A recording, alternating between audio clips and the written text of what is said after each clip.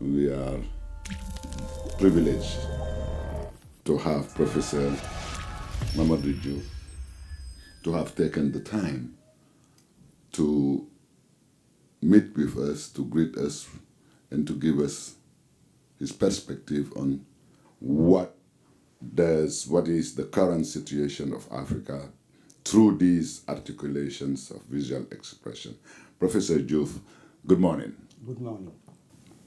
I think, thank you first for inviting me to be part of this discussion, I think, which is an important discussion in this moment. In particular, I would like to thank you for having always tried to articulate African and the African diaspora interest, concern, reactions,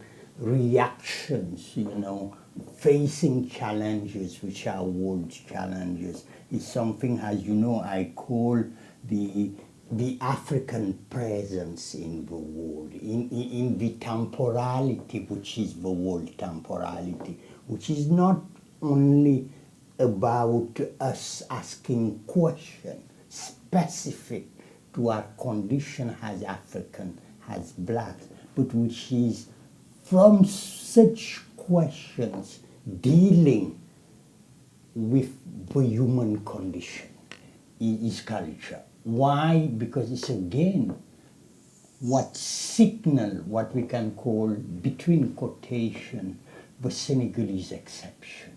And that Senegalese exception is inscribed in a long history, which is the history of already in France in the late 1920s. Not only Senghor have participated, the Negritude movement, but it's also about the movement which was actually a consequence of negritude in the post-World War II moment, when Africans in Europe, African in France in particular, created the African Society of Culture and created Maison AfriKin as a way of absolutely expressing what Senghor will call a new humanism, which was necessary in the post-World War II moment, with the barbarity of the two world wars. And why is Senegal doing that precisely? It's because, again, it's part of this kind of exception. And the fact that Senghor, as you know, has said that culture is at the beginning and the end of development. That in Senegal, because of the presence of Senghor, and Bougar Sarr in his novel who won the Prix Goncourt talk about the encombrant Senghor. This man you cannot turn around or face directly without being actually pulled into this idea that culture is central. And the centrality of culture is not only about the cultural manifestation. It's about talking about African identity, about black identity as a whole, has something which has to be addressed fully, taking into account what is basically this unique trajectory, which is the trajectory of a black man. Within her own societies, but also the trajectory of the engagement with the world. And those trajectory has produced a culture which is distinct from the European culture, but which is a manifestation of what Senghor will call a human condition. And the irony is that when he created his own political party in 1947 and actually created a newspaper, it was so funny. He calls it la condition humaine, the human condition. And this is what expresses always the articulation between the different resources and our own actually behavior. And that package is a package to be addressed. But the only way you can address it, including for development, including for economic or political interventions, is to take into account what is quote unquote the essence of the Negro man and the Negro woman. Is why he's insistent on the idea, which is the idea of negritude. It's also what explains why in 1966 he organized the first festival of Negro art. And again, it's not only an intervention, an engagement with our own history, because he says that sculpture is one of the most powerful philosophical expression of the Negro soul. It's also why, and it's where he interacts. Sometimes you read Du Bois, you go back to Senghor, you think that these people have been reading and engaging each other.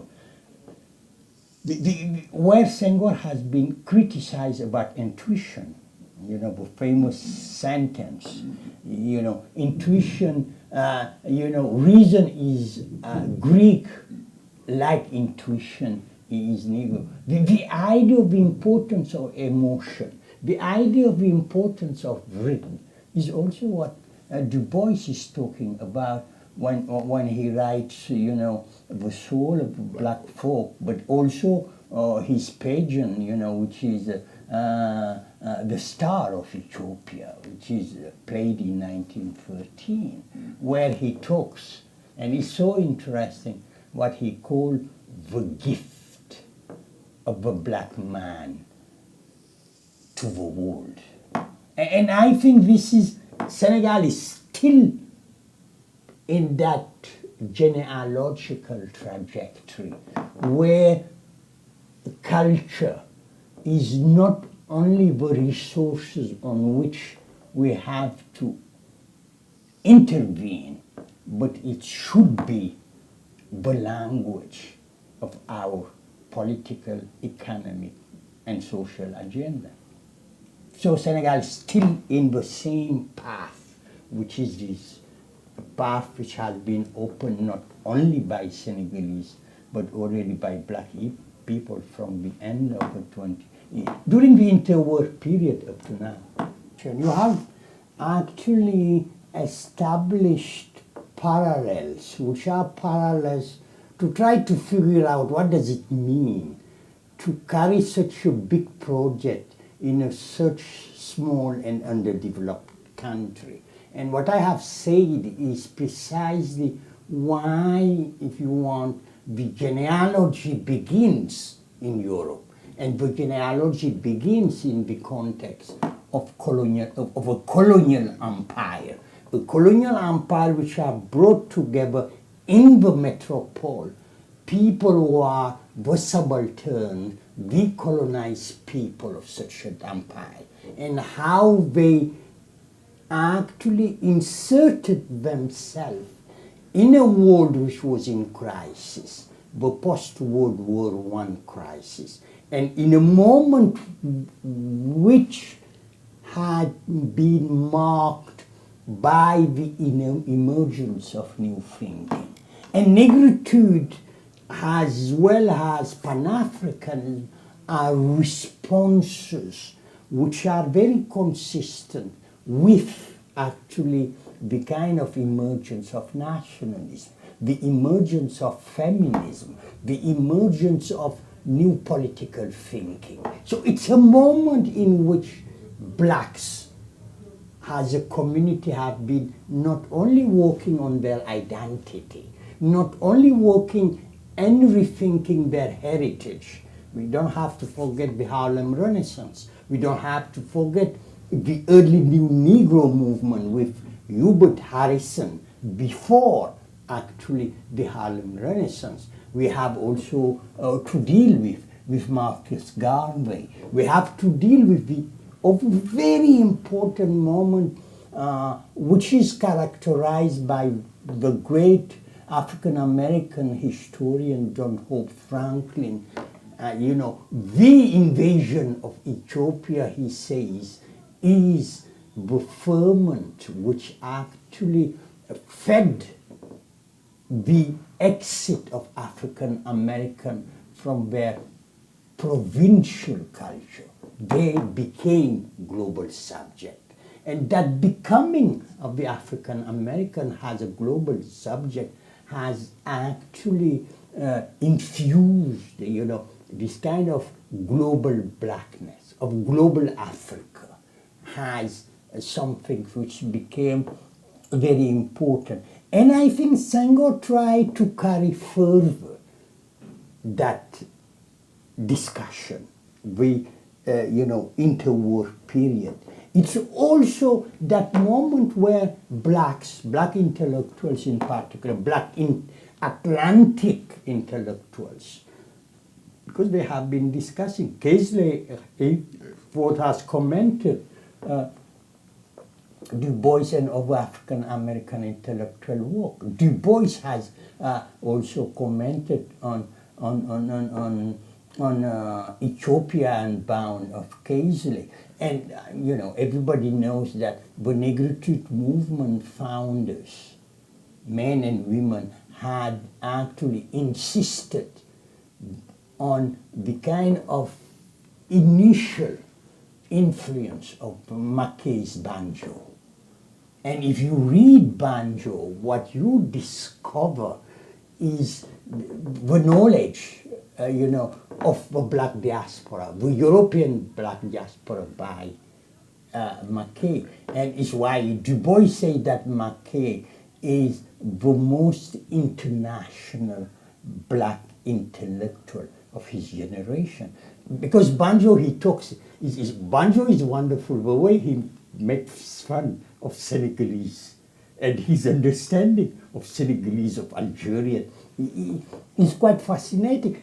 So you see that this international dimension is important. And that international dimension is precisely what have opened up a new way of understanding the world. One of my colleagues, Brent Edwards, who has written the book, The Practice of Diaspora, uses a French name to qualify ways in which, what you call the new mode of thinking is being developed. He calls it décalage. And that décalage is important because it's a way in which, and you see it in Césaire, you see it in Senghor, with different languages, but the same way. Césaire talks about re-civilizing a world which was de-civilized by the violence of imperialism, by the violence of slavery and colonialism. And Senghor is talking, to go to your, in the sense you open up, Senghor is talking about a new humanism. And he said that Negritude is a new human, which shows clearly that it's not an essentialist approach, philosophical approach to the world. It's much more a transactional understanding of the world. And the transactioning is pulling together actually multiple resources. And by pulling multiple resources is underscoring the idea of diversity. Diversity and a kind of refreshing what is there, but pulling it and locating it in a context which is a changing context. Why is it still, not only a performance, but also an intellectual enterprise? And why is it still important? And, if you want today, I have been struck by something for years. I didn't think about that. why I was also always being interested in a kind of critical understanding of that moment, in particular the interwar period and its importance, you know. And its importance has a kind of reflecting the way in which black people are part of what I was calling the world temporality, le temps du monde. And that temps du monde is a moment of questioning, a moment of fighting to open up the historical narration, the way in which historical narrative has been understood, has the narrative of the formation of a state, which privileges political resources. And we are back to your question. But the only way for black people to push back is to introduce cultural resources, what Tagore also called everyday life history. That the only way to contain the hegemonic discourse of the West and its intellectual domination is to run away from the territory the West has decided as the only territory of history, the territory of the political, to the territory of the world, of the everyday, but because the territory of the everyday is precisely the territory of creativity, the territory of imagination, but also the territory where creativity and imagination are tightly associated with everyday life, with surviving. And you know, when you push, further, and I'm going back again to the diaspora, is to show that the idea of Africa is a diasporic idea. It's not an internal African idea. African took it, revised it, and continued discussing with African American, or sometimes stopping to discuss with them, but still there. And you see it in two books which were published between 2009 and 2010, which are using the same rhetorical figures to rethink the African Renaissance, to rethink, Pan-Africanism. Is Gugi's book on the African Renaissance. And it's also Aikwe Armand's Remembering Africa. And the two terms are fantastic in English, which is very difficult in French. How do you remember the dismembered continent, which is both physical and intellectual? And how that the only way to ensure successful African Renaissance, as they say, is to remember the two halves of the black condition, Africa. And in that movement, we can find it. I found it at least. Discovering a book I have read in French when I was in high school, which is a book by an author which is known for the black boy, l'enfant noir, Kamala Lai. But Kamala Lai has published two of the books, and one of the books was published in 1954, which is called Le Regard du Roi, which I have read actually when I was, as I say, in high school. And one thing that fascinated me, a few years ago I discovered the translation of that book in English, which is called the Regents of the King. And the most fascinating aspect is that Toni Morrison wrote the preface of that book.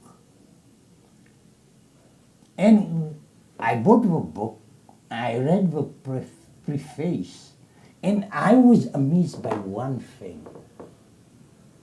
You know, in my high school world, you know, which was, you know, an intellectual world really heavily influenced by Marxism, heavily influenced by the rejection of Senghor, dominated by the rejection of Senghor, I knew vaguely that, you know, Kamaralai, who was expelled by Sekou Touré from Guinea after jailing him, was actually received and offered asylum by Senghor. And that association, but also his very ethnographic presentation of Africa made him one, if you want, of a conservative African writer. He was not part of the revolutionary writer. He was, you know, like Saint-Ben and things like that.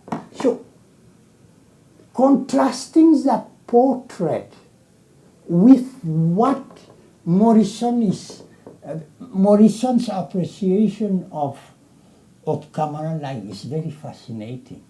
He says that this is the greatest African writer, and he has succeeded doing something no African writer has ever done, was turning the European gaze against the Europeans, was using their language to put the African, to turn the African into a subject, into an agent of history. And what he calls it is very important. He says it's probably one of the few African commentary on Africa.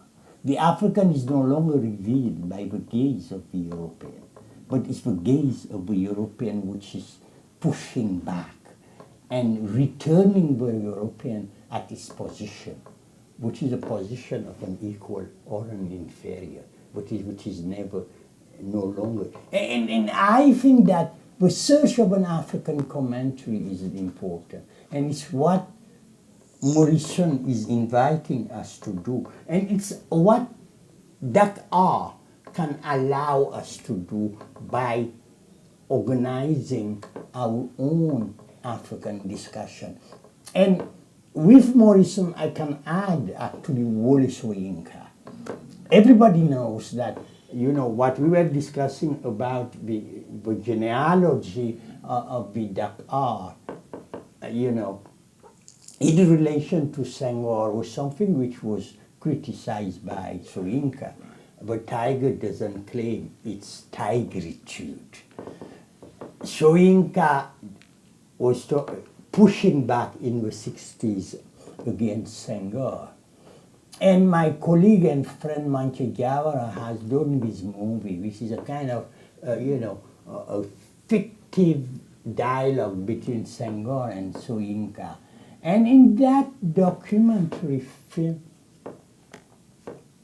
Soyinka talks about his relation of Senghor, saying that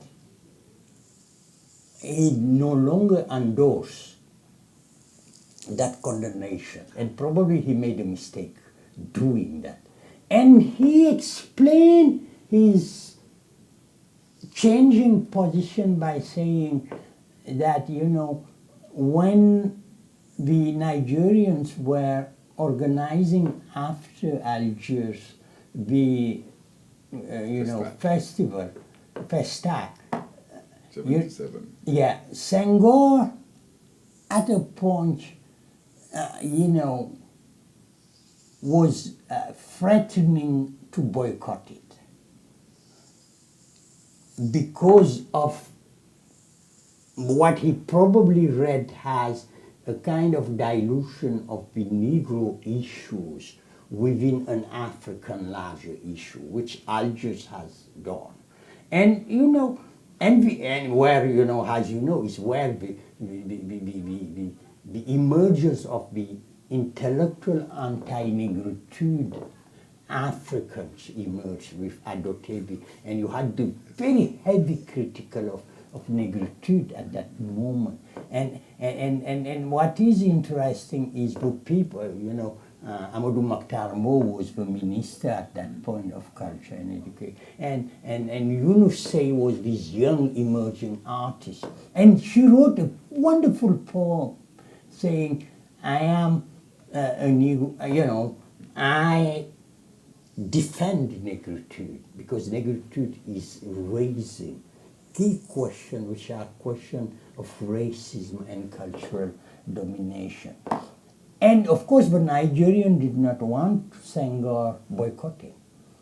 So they decided to send their big, most important intellectual to Senghor to negotiate, to discuss with them. And it's why I was telling this episode with Soyinka. And Soyinka shows up in Dakar, meets Senghor, and he says that he prepared himself. He was saying, this guy is a very dangerous intellectual. I have to be ready if I want to make my point and win this discussion. And he shows up ready, Senghor, he meets Senghor, and he said he was completely turned upside down. Because Senghor looked at him, he said, I want nothing. But if you can tell me, when we Arabs, we are dealing with Arab problems, they invite us.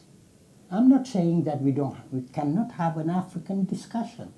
I'm just saying that within that space, within that setting, as Negroes, we have our own problems, and we have to debate them among ourselves.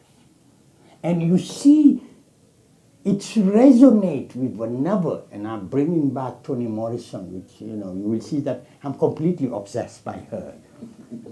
When Toni Morrison is discussing race, when people were always saying, anti-racism is about rejecting racist thinking, which she agrees with, but she said that racial thinking has produced a culture which is ours. And is what she called home. What locate the black home, how the black resisted and integrated, is why she's always saying, I'm not interested in writing, about only the violence of the master. What I'm really interested in is the resistance of the slave.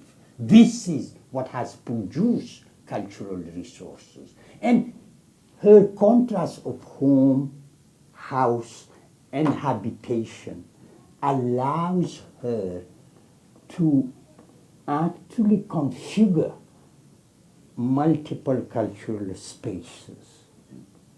With each space function, the confrontation, but also the transaction, but specifically saying precisely this space is the space of black people, of black cultural people. And this is precisely what resonates with your question of remembering and dismembering. These two halves of the black world, which are separated, which are configured, let's say, one the continent going through not only a pre-colonial history, a history of groups interacting and moving always, the history of colonization, the dispersal, the reorganization not only of the space and the production, but is what Mudimbe calls also the reformation of the African mind. Because he says that the colonizing structure, as he calls it, is made of three processes. The process of military occupation of the African continent, the process of including African economies in metropolitan economies, and what he called also the processes of the reformation of the African mind. And those two processes has reinvented, the title of his book, The Invention of Africa has reinvented. This is what we can call the dismembering of the continent. How do you remember it? And it's what, if you want, Ngugi is interested in. Arma is interested in. But before them, the Negritude movement he was interested in. The actually, if you want, also the New Negro was interested in. It's also the Harlem Renaissance was interested in. How do you rethink Africa outside the two major inventions of Africa? The Arab-Islamic invention of Africa, the Bilad el-Sudan, and and the colonial invention, what Mudime called the colonial library, which borrowed from the Greek age to the 19th century. And what you underline is very true, that remembering is not only about the narrative. Those narrative associated with the invention of Africa is also the dismembering, which was the consequence of the partition of Africa. We inherited and formalized it in the post-colonial moment in 1964 with the intangibility of the borders inherited from colonization. So the operation based on which we can remember Africa are very, very difficult. Intellectually,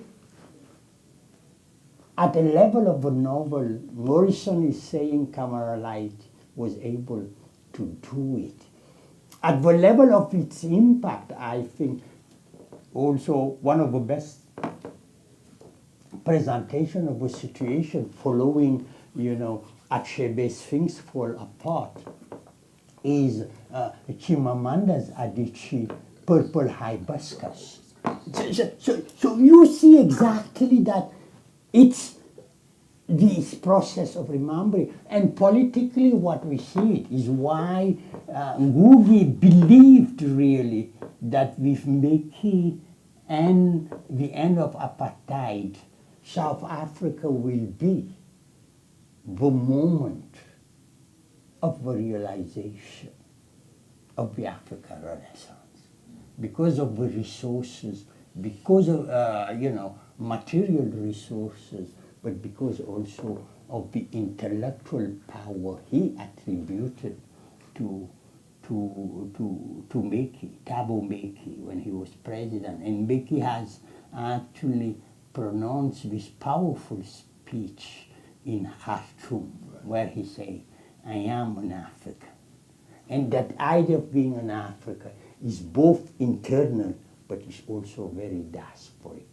Because what he's doing, I don't know if it's deliberate or not, he's picking up the notion of the African associated to the way in which African Americans are understanding it before becoming Negroes, which is, the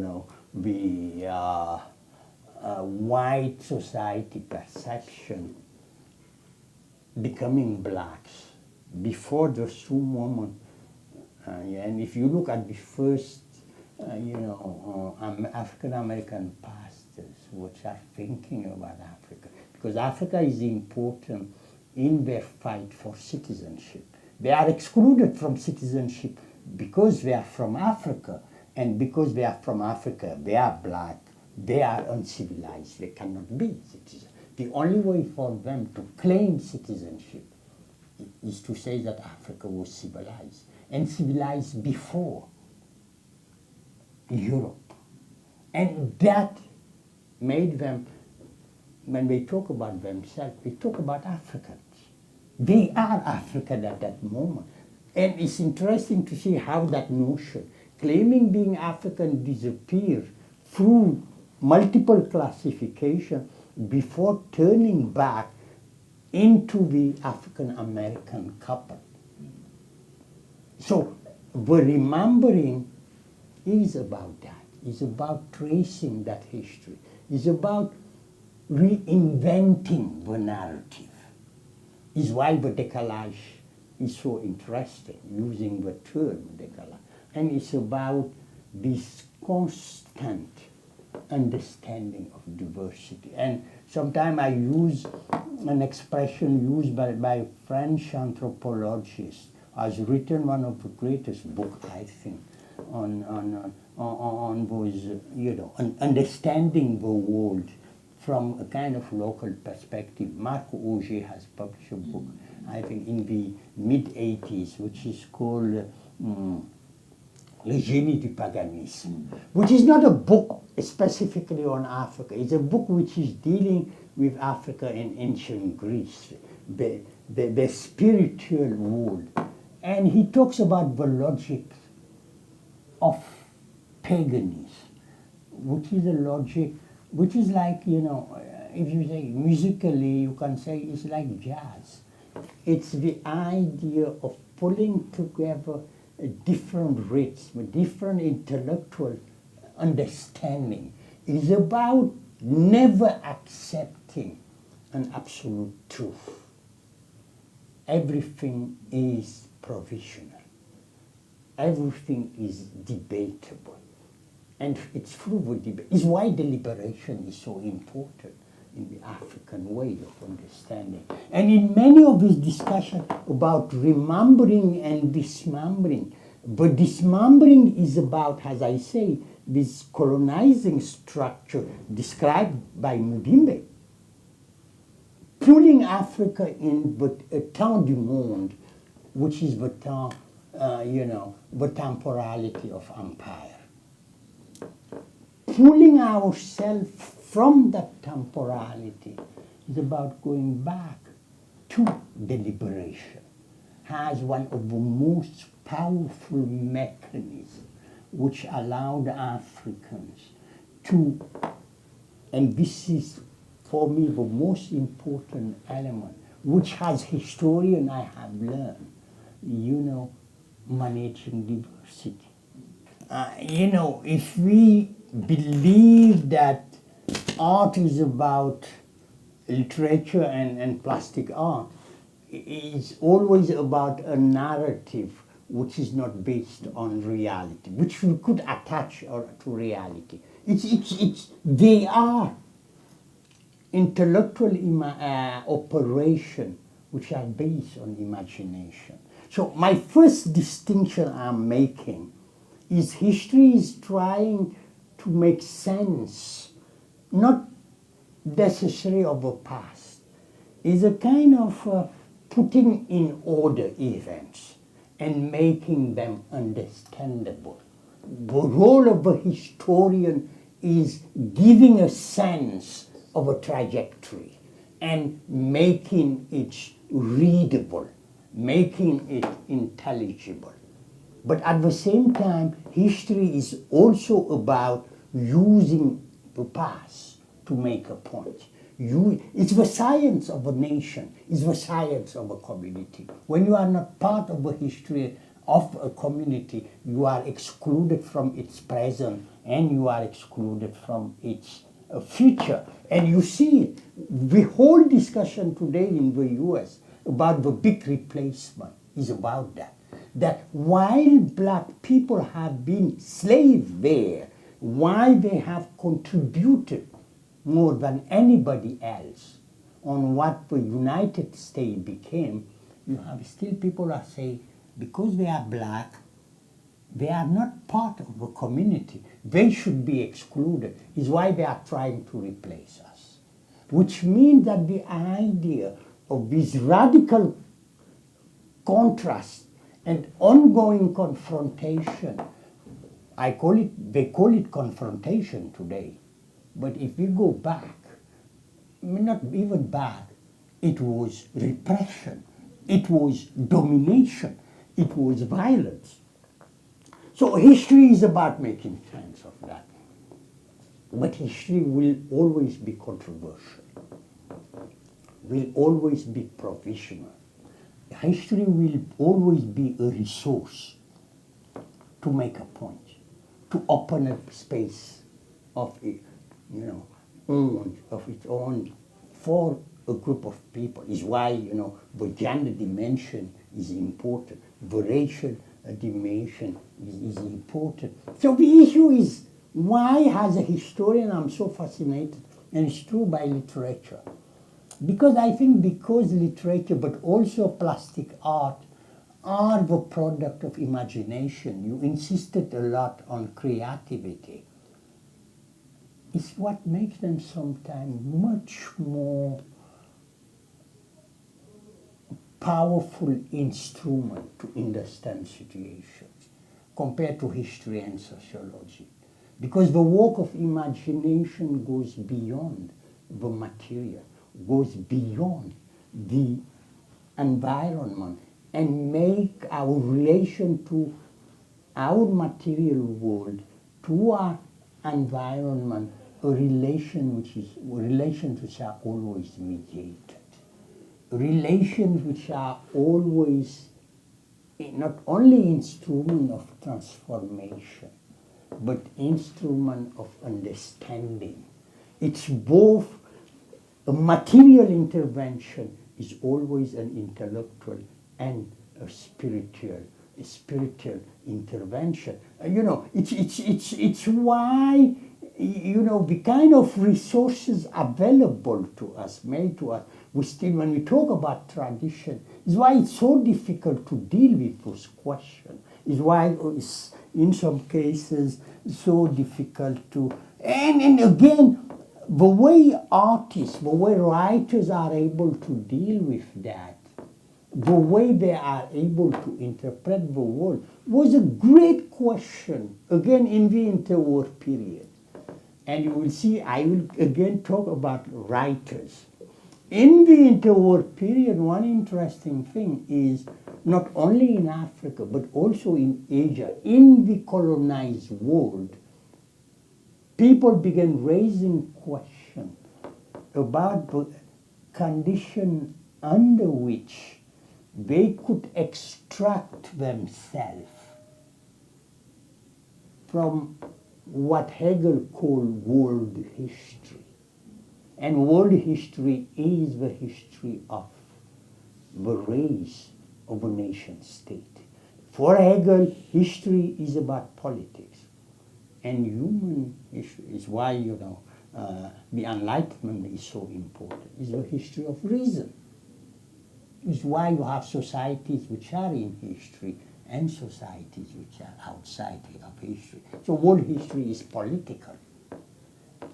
And a writer like Rabindranath Tagore, who got the Nobel Prize in 1933, I think, Tagore said the only way for colonized societies to write their history is to get out of the historical narrative of the West, which is it's a history of political matters, as he said. But he said that our history, the history of colonized non-Western groups, is a history of daily life. And he said that the only historians, the only people who are able to write the history of the non-West are poets. Which Senghor will say, and it's why the big thinkers of the interwar period are poets. And it's important to see how poetry could tell our world. Why? Because it's about our imagination. It's not about how we were invented by the West. It's about the world we are rooted in. And I'm back. It's about paganism. It's not about reason. I'm back again, Senghor and Césaire, but also Du Bois. It's about intuition. It's about emotion. But if you look also at, even if I disagree with Gilroy, it's about music. It's about the way in which people were not only reinventing themselves when they were being deconstructed and alienated, and it's the way in which they created their own language. It's the way in which they created a rhythm which is different from the Western rhythm. It's the way in which, and it still continued, it's the way in which, you know it probably better than me, how dancing was reinvented. And it had, the way, dancing has changed in the US just, after the 1990s, when West African women began showing up in New York, braiding African American. They brought also the variant of dancing. The Western dance is a dance which is based on the leg. The West African dance is based on the hips. And you see it just looking at Beyonce. The shift which has happened. And this is what has been continuing, but we are still remembering. It's both a narrative, but it's also gesture. It's movement. It's actually also, spiritual. And these are the things we should pay more attention. And I'm saying we should pay more attention to it. And it's why the Biennale is important. And it's why it should be open and has an aspect, which is what Senghor tried, which is the dialogue. Because for me, the two key figures, of the festival, the key figures of the festival in '66 were all these African American museum, was Catherine Dunham, was Alvin Ailey, and was Duke Ellington.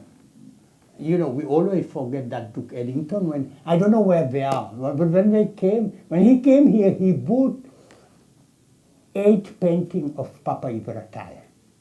What they become, I don't know. But it's interesting to see how this musician was connected to Senegalese plastic artists, and how dancer like Catherine Denham has such an impact here with the development of dance with Germaine Acogny, but also with the creation of a Moudra Afrique, the school of dance promoted by Senghor and actually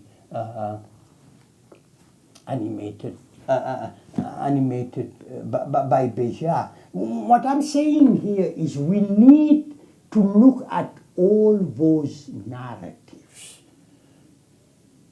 to have a sense of the complexity of the situation, to have a sense of the multiple resources which are participating in defining who we are, but defining who we are not in a kind of subtle and unchanging way, but to always keep in mind that the flux is, it's changing, is being reconfigured, is, adding, but it's also deleting. Is what tradition is about, is something which is constantly reinvented.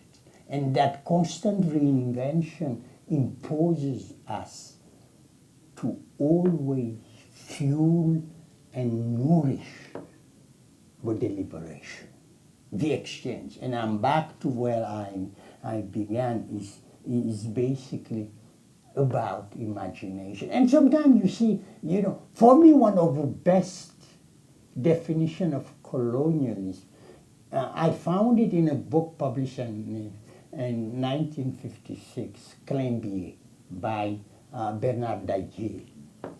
And he says something which is so fascinating about defining the hegemony and violence of colonialism. He said, do you imagine white people, they are not only,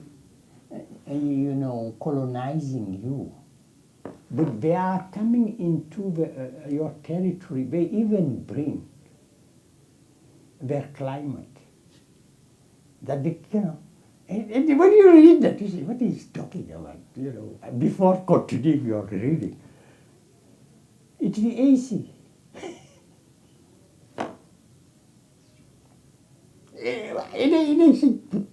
He's right. A historian will. You can read material history of colonization. This idea that, it's not the AC about being fresher. It's bringing a new culture. And it's for the white that he wants to assimilate you, but he's not assimilated. Never. But he say also, but even his pretension of civilizing you doesn't work. Is why they say we are ignorant and we need to be civilized. But they don't want us to go to their libraries. Is why he's always saying, we have to go to their libraries. We have to stop thinking that we can live like our ancestors who were always looking for water or whatever. We have to look for knowledge. But looking for knowledge doesn't mean erasing. But this is also very much contested, because if you read Sheikh Hamidou Khan, The Ambiguous Adventure, he's saying that you have to choose between tradition and modernity. Daye is saying, no, you have to build your own modernity, but you have to... can say that also with the Grand Royal, but the problem is Samba Diallo dies, that we say that the assimilation is impossible. But he talks about assimilation. And he said in a conference that it's impossible to modernize with a civilization which is based on orality. But Daye is saying, like Usman Sose Karim, that you could learn. You could learn and actually, back to Morrison, have your own comment on what is coming from outside and domesticate it. It's because it's really the idea of how do you domesticate. Like the Europeans were able to actually interpret our own culture and use it for their own interest. But the people who created African American music, jazz, etc., was able to domesticate Western instrument, and as I say, were able to use, because we like it or not, whatever instrument they were using. Before Herbie Hancock included the kora and all those things in his own musical production. One thing which is interesting is that even if it is invisible, African American music is based on a rhythmic system which is African. Yeah. And these are the interesting ways of, as I say, reinventing yourself to reinvent the world. Is why the new humanism is so critical. Thank you. Thank you. My name is Mamadou Diouf. I am a professor of African Studies and History at Columbia University in New York.